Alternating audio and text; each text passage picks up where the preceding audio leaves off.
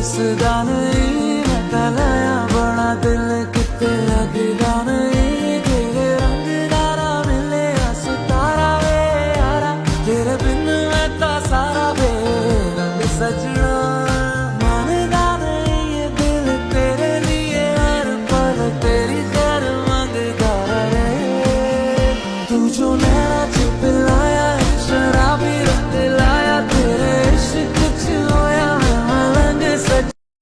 Hello guys, আসসালামু আলাইকুম। আজকে আমি একদম সহজ পদ্ধতিতে পুডিং বানাবো। তো এই জন্যেই প্রথমে আমি এখানে 4টা মাঝারি সাইজের পাউরুটি চারি সাইডটা কেটে এখানে আমি 4 কোনা করে একটু ছোট ছোট করে কেটে নিয়েছি। আর এই পাউরুটিগুলো যদি বড় সাইজের হয় সেক্ষেত্রে 3টা দিলেই হবে, তবে আমারটা যেহেতু মাঝারি সাইজের ছিল তাই এখানে আমি 4টা পাউরুটি নিয়েছি। আর এখন আমি পাউরুটিগুলো একটি ব্লেন্ডারের জারে সামান্য পরিমাণ জাল করা দুধ দিয়ে ব্লেন্ড করে নেব ভালোভাবে। তো যখন এটা ব্লেন্ড করা হয়ে যাবে তখন আমি আরেকটা বোলে 2টা ডিম ভেঙে নিব।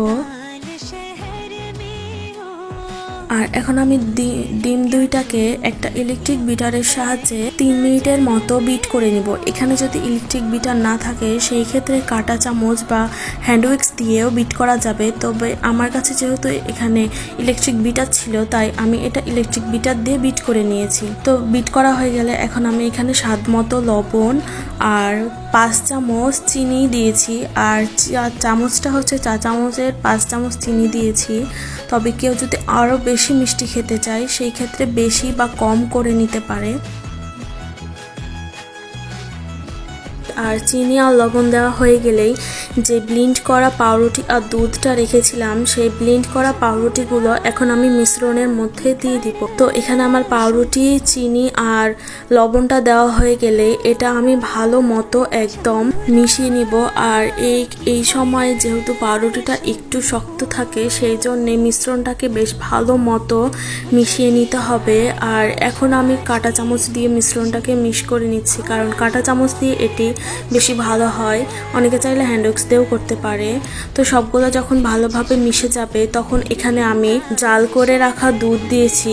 আর এইখানে আমি 2 কাপ দুধকে জাল করে 1 কাপ করে নিয়েছিলাম, কারণ দুধের ঘনত্বটা একটু বেশি রাখা প্রয়োজন, সেই জন্য এখানে আমি একটু ঘন করে নিয়েছিলাম। তো এটা এখন আমি ভালোভাবে মিশিয়ে নিয়ে একটা মোল্ডে, মানে যেটাতে আমি পুডিং করব সেই মোল্ডে ছেঁকে দিয়ে দিয়েছি। তো এখানে আমি ক্যারামেল তৈরি করেছিলাম। ক্যারামেলটা যেহেতু একদমই সোজা সেই জন্য আমি সেটা স্কিপ করেছি। এখন আমি একটা প্রেসার কুকারে একটা স্ট্যান্ড দিয়েছি। আর স্ট্যান্ড দেওয়ার পরে এখানে আমি পুডিংয়ের বাটিটা দিয়েছি। আর পুডিংয়ের বাটিটা দেওয়ার পরে এখানে 4 ভাগের 1 ভাগ পানি দিয়েছি। পানি দেওয়ার পরে এখন আমি প্রেসার কুকারে ঢাকনাটা লাগিয়ে দিয়ে 14টা শীষ দিয়ে নিয়েছি। আর প্রথমে আমি পানিটা গরম হওয়ার জন্য 5 মিনিটের মতো হাই স্পিডে রেখেছিলাম জালটা। তারপরে চুলার স্পিডটা আমি লো করে রাখিনি, আবার হাই করেও রাখিনি, একদম মাঝামাঝি করে রেখেছিলাম। এভাবে পুডিংটা হয়ে গেলে পুডিংটাকে ঠান্ডা করে নিয়ে মোল্ড আউট করে নিয়েছি। আর এইখানে পুডিংটা ঠান্ডা হওয়ার পরে মোল্ড আউট করতে হবে, না হলে হাত পুড়ে যাওয়ার সম্ভাবনা আছে। তো আমি এখন চারিদিক ঘুরিয়ে ঘুরিয়ে পুডিংটা মোল্ড আউট করে নিব।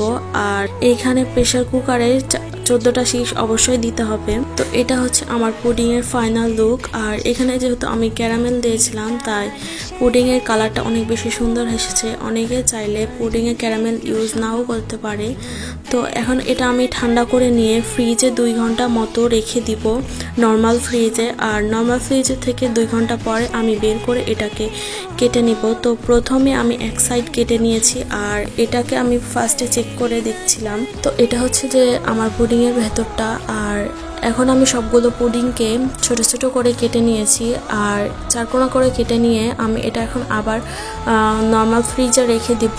তো এটা ছিল আজকের মতো আমার ব্লগ। আজকের মতো এখানেই বিদায় নিচ্ছি। আল্লাহ হাফেজ।